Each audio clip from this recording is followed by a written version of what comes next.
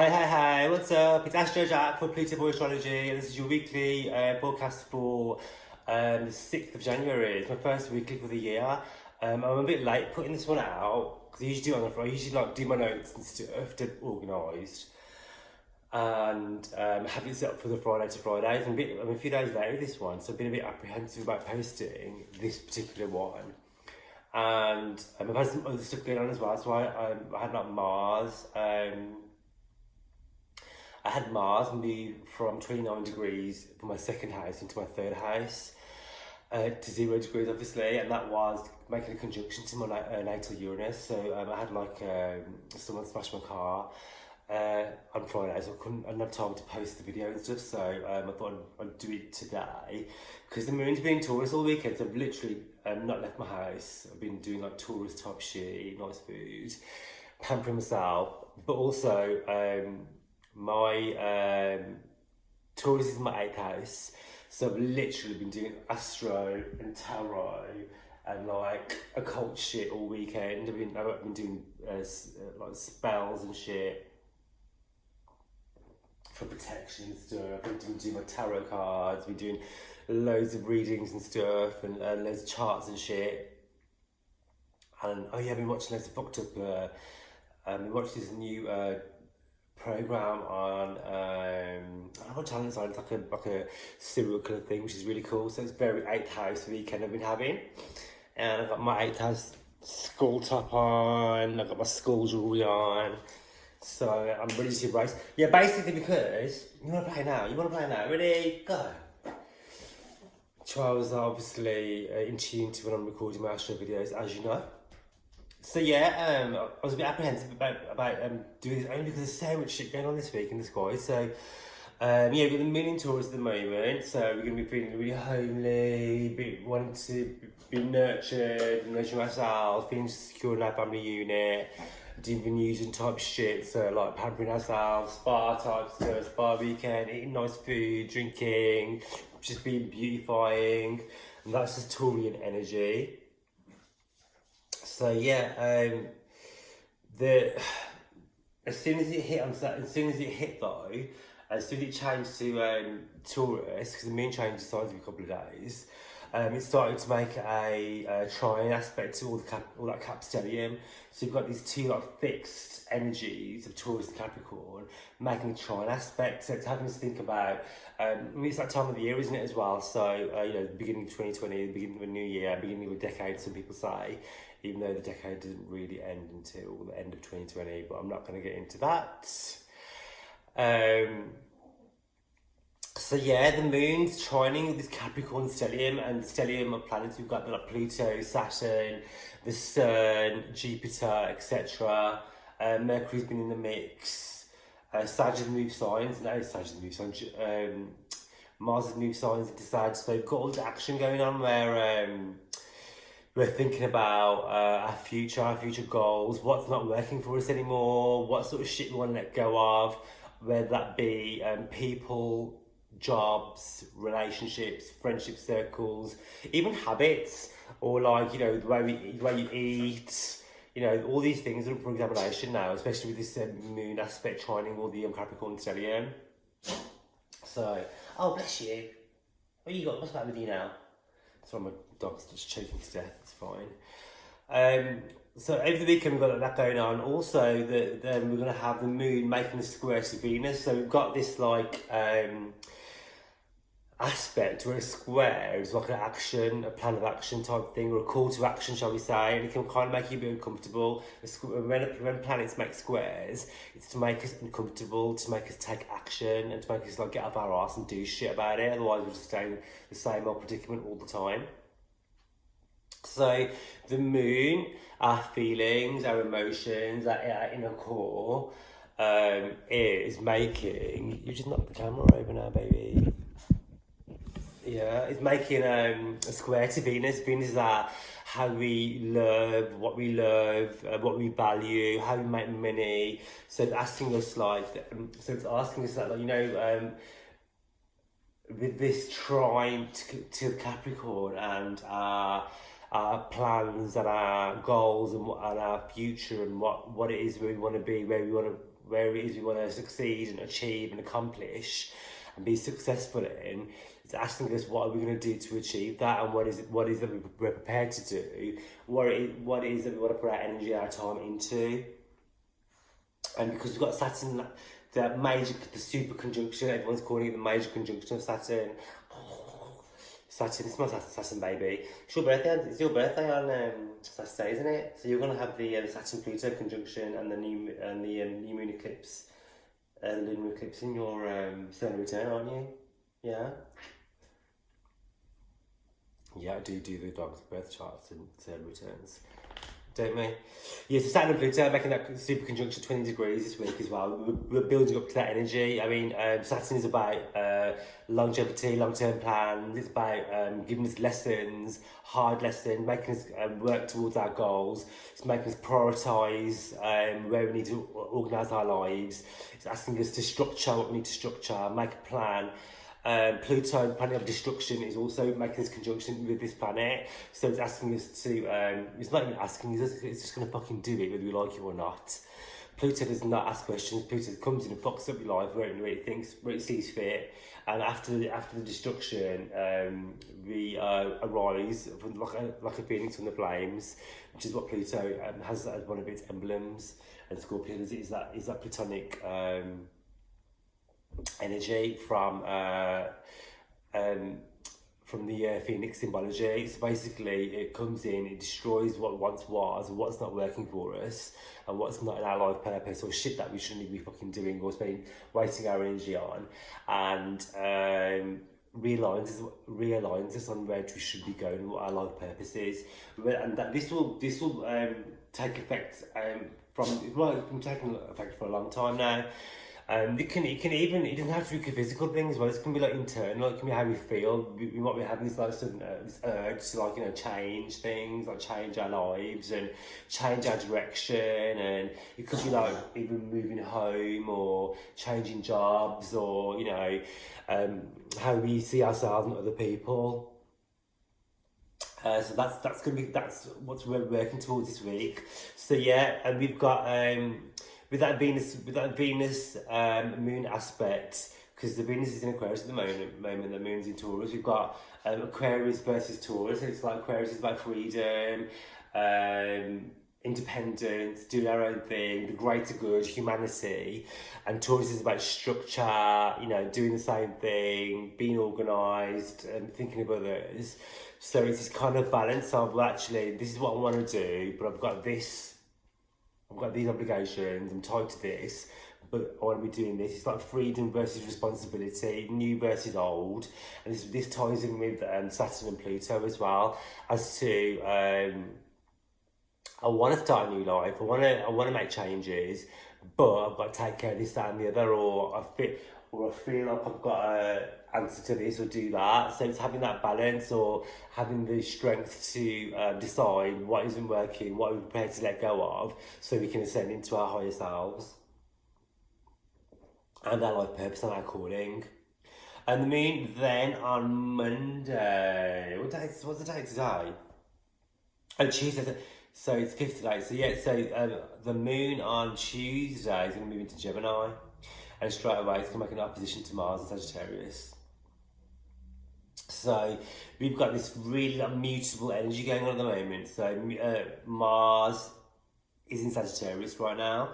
So I've already felt the effects of this by having someone smash my car in, because that 0 degree energy it's like pure Mars energy. So when it makes an opposition to the moon, this can also do our feelings as well.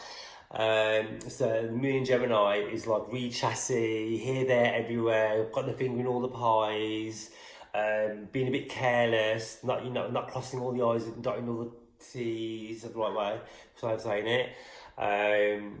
All that sort of stuff with Mars in the mix, it can increase the possibility of robbery, accidents, trickery, so just be careful. You can have people trying to trick us, etc, etc. So just be well aware of that. It's a good time for like focus on our plans though. Like our Mars is a planet of action, Sagittarius as well. It doesn't burn out because Sag is obviously fire, and it's such a tremendous energy. Sagittarius is like, you know, gallops into the distance at any given opportunity, and Mars is fueling that, you know. So it's giving us this extra drive and extra kick that we didn't have in Capricorn to get our shit together. And the moon's amplifying that because making oppositions, and the moon's opposite that directly. So it's kind of like illuminating exactly where we should be focusing our energy on. So it is good for that. So the Sun also making a sextile to Neptune. This is a two-way thing, because obviously Neptune is like daydreaming, spirituality, creativity, but with this Mars energy, it can make people a bit more gullible, because Neptune is a dissolver of boundaries. So it kind of like it kind of puts a fog over our clear thinking. It's not a good time to make to sign anything sort of thing, or like, you know, make strong plans. It's a good time to daydream and create artistic type stuff and vision board and daydream sort of thing, yeah. But it's not a sort of, it's kind of like before taking action, do you know what I'm saying? It's kind of like getting your plans together and being optimistic and positive about the future. That's that sort of energy with the Sun, sextile and Neptune. It's like amplifying our dreams and our goals and our wishes. It's a great time to practice spirituality, get in touch with whatever faith and religion you believe in. It's a great time to manifest, speak to the universe, the cosmos, do tarot, do angel cards, make affirmations and positive thinking. And then, yeah, so we've got this energy being conjunct now. So we've got Saturn conjunct Pluto. Saturn likes to focus, put focus on our dreams and our plans, and it narrows down our options, and it puts a kind of halt on, you know, what no longer needs to be in our lives. Pluto is all about transformation. This is the time of transformation. And this is going to be like not just a personal scale, it's like on a global scale. We'll see this within governments. We'll see this with like how countries are run. We'll see this with the environment. You know, so basically, Saturn's like structures, and Pluto is destruction. This is the end of structures, like old structures, physically, spiritually, mentally. And it's like an end of an era, and an end of, like, you know, it's the end of them doing things the way they've always been done. This is 2020 now, and, you know, this is times are changing, and this also goes for ourselves personally. We're not going to be doing the same old shit that we've always done just because we've always done it. We're going to be evaluating why we're doing things, what we want to be doing. As I say, this is going to be on a massive global scale. This can be to do with the government. This can be to do with the law. On a bigger scale, this can do with the environment, the food that we eat, the way we look after the planet. This is all coming under fire now. This Saturn and Pluto conjunction, it doesn't happen very often. So when this conjunction does happen, you know, it causes structures to collapse. This can be physical and mental as well. All this happens. I think it was last time it happened 16 years ago. It's encouraging us to evolve as a human race and as individuals. Are you okay? I'm trying to speak. I'm trying to be doing here. It's evolve as as humans and individuals, and to make us uncomfortable, to make us change, and to change for the better for ourselves and for everybody else. Thank you for that kiss. And this can lead us into times of financial problems. This can create accidents, incidents, global collapse, and all non-serving shit basically is coming under the chart. But amidst all this chaos and destruction and tearing down of the old ways and of our old belief systems, brings in new structures and new pathways. So depending on where it falls in your in your birth chart, is where you're going to be most affected. Like I'll go through them. I can go through them briefly actually, as to where it will be affected for you. So like, if this is your how should we do this? Okay, so if you're Capricorn, this is your first house. This will be a lifestyle change for you. So let me try a pen because I want to. Where is that? Do I have one? I don't have one. Oh, so I want to do some timestamps later. But I'll do it in a bit. So it makes it easy for you to find your star sign on your videos. So yeah, if you're Capricorn rising, this will be your first house. So this is going to be the way you come across to the world. This is like how you choose to perceive yourself to others and how you present yourself. This could be having you question your friendship groups, your the way you hang out, your belief systems. This could have you wanting to make changes to your physical body, maybe a new health regime, etc. This will have you like reevaluating fitness regimes, your diet, how you look, how you present yourself, where you present yourself, your family circle, all these sort of things coming into fire for you. Have a look where Saturn and Pluto is in your natal chart as well, to see what is activating. So this is your second house. You're going to be this is going to affect your money and your values and how you make money and how you value things. So if you're Sagittarius rising, this is going to be your second house. Okay, so this is going to be how you make money. What your beliefs are about money, how you get money from other people, the things you do to make money, the things that you hold valuable as well. All these sort of things are going to be changing for you, and your belief system, your value systems are going to change through this transit.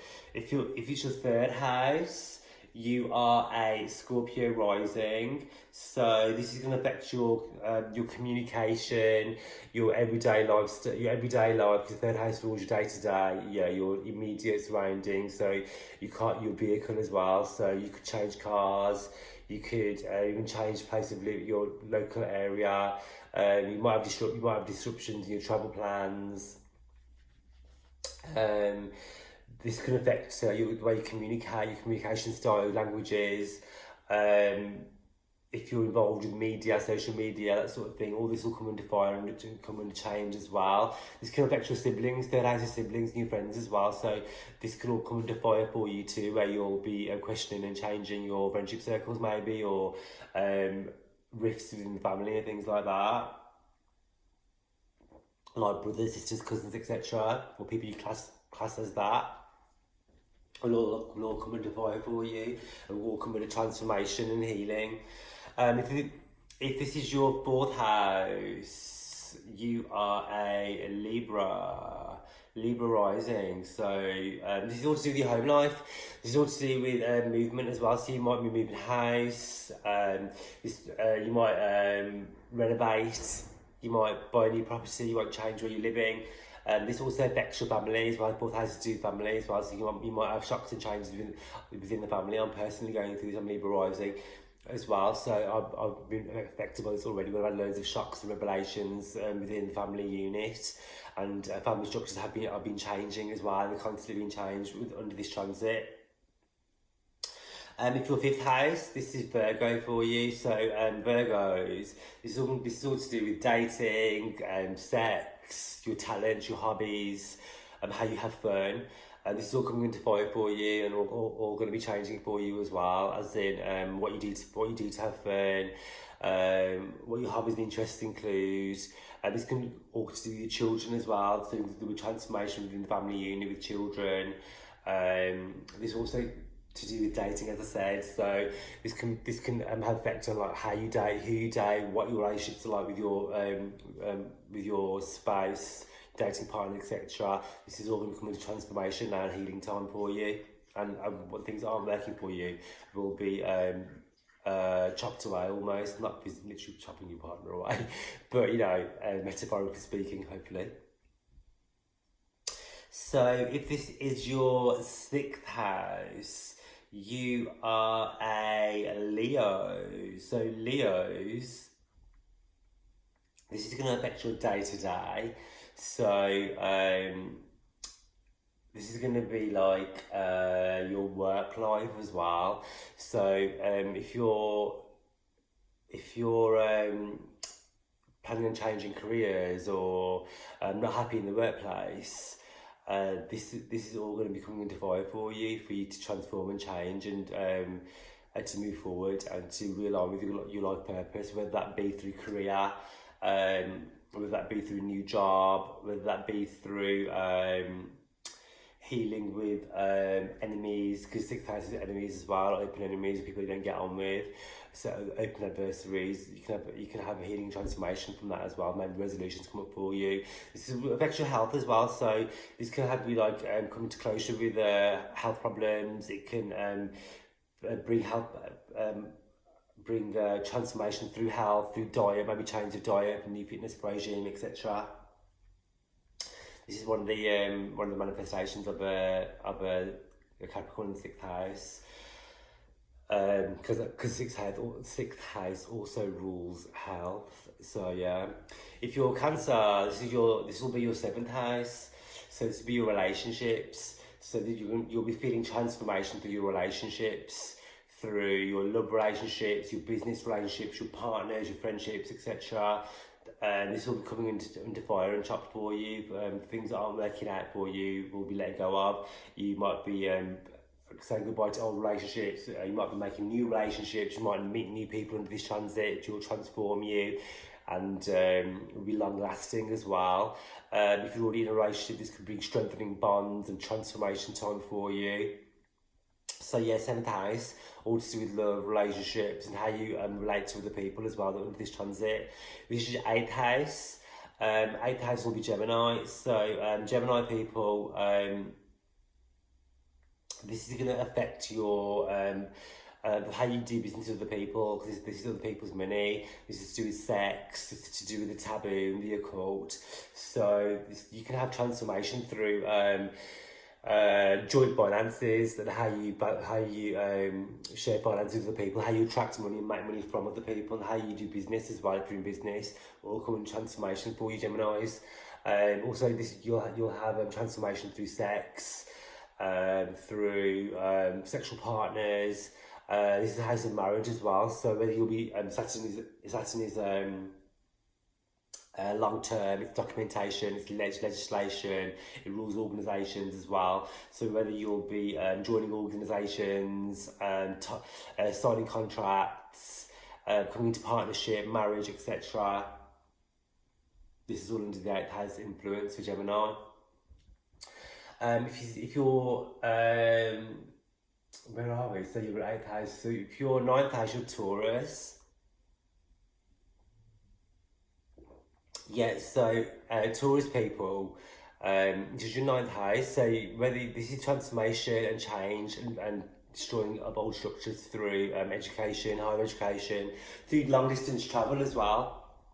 Whether you'll relocate into this transit, you'll meet foreign partners, you'll start learning new languages, whether you go into higher education, whether you meet someone who teaches you, transforms you teaching wise, whether you join a new religion or faith, or whether you yourself become a teacher in something. This is all coming under your 9th house influence.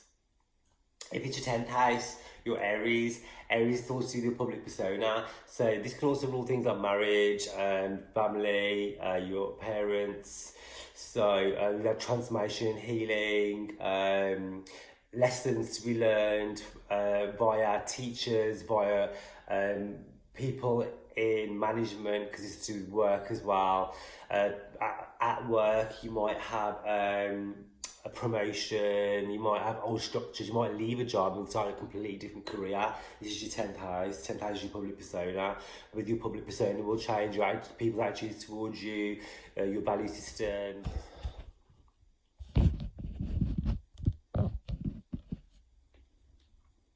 Yeah, so if you are Pisces, your 11th house, and 11th house is also gains, friendship circles, so Pluto is going to be emphasising that. So whether you'll meet transformative people in your friendship groups, the groups that you're part of, it can have you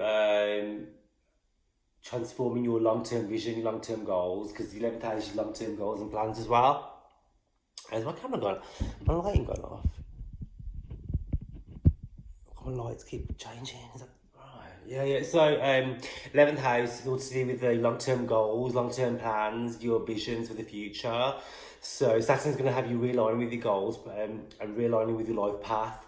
Pluto's going to be transforming your goals and visions, having you making money in ways that you didn't know you could do. You're going to be meeting people who will enhance your life path, put you on the right path. He'll transform you through friendships, through friendship circles. You'll be saying goodbye to friends who no longer serve your life purpose and just really don't resonate with you, and you're making new contacts, new connections. 12 houses Aquarius. Aquarius is this to do with your mind, your subconscious.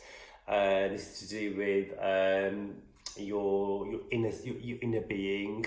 This is your hidden house. It can do with astrology, with the occult, with tarot, spirituality. So you'll be realigning with your path more like that. Also, as well, this can have you questioning, thinking about things that aren't true to your life purpose, to your value system. And Pluto and Saturn will have you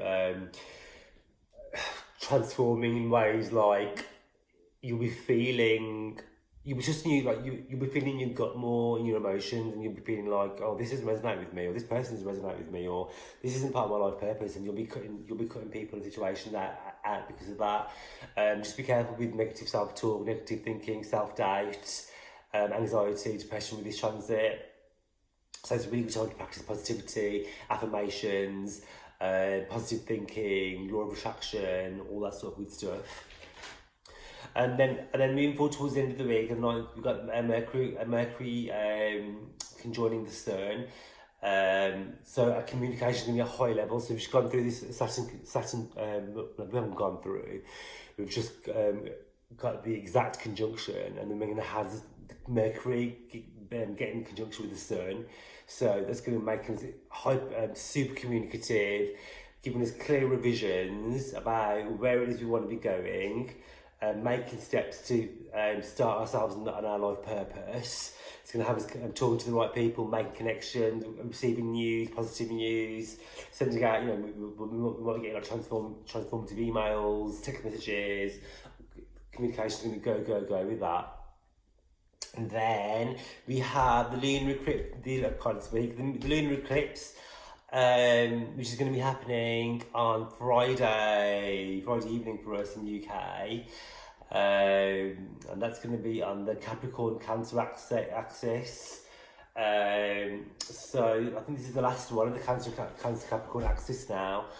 So the lunar eclipse is going to be bringing us a change through striking a balance between our life purpose, our career and family, and our obligations when it comes to home life, and striking a chord with that.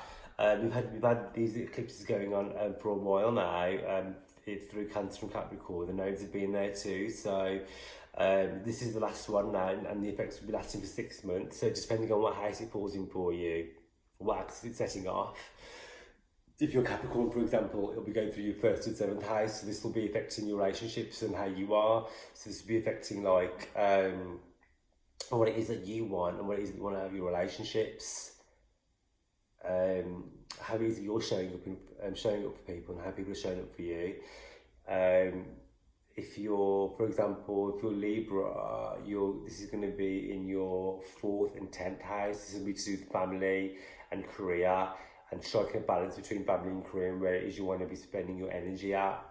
The actual eclipse is going to be in Cancer, so it's quite it's going to be highlighting family, emotions, nurture, how we nurture ourselves, how we nurture others. This is going to be that eclipse energy.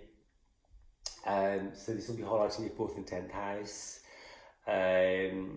If you are a Leo rising, this will be in your. I'm doing this wrong today. So yeah, so the eclipse in Cancer is going to be highlighting matters of nurture and how we nurture ourselves, how we nurture other people, how it is we're showing up for ourselves and other people, what it is we want to do to feel nurtured, our home life, where it is that we call home, who are the people that we call home, what make us feel like we're at home, we can be ourselves, etc.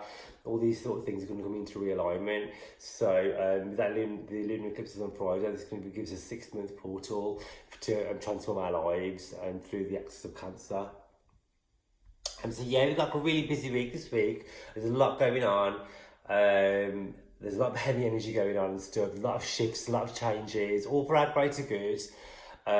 Change has to happen so we can evolve as humans, as souls.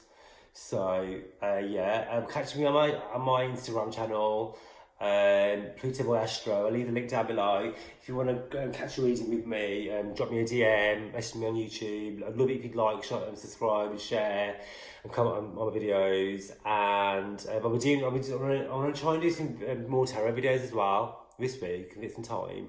And I look forward to speaking to you guys soon, alright? So hit me up, get some Astro chat going on. I've just dropped some football videos as well on my dating life. So there's loads of stuff going on there as well. And I'll catch you next time.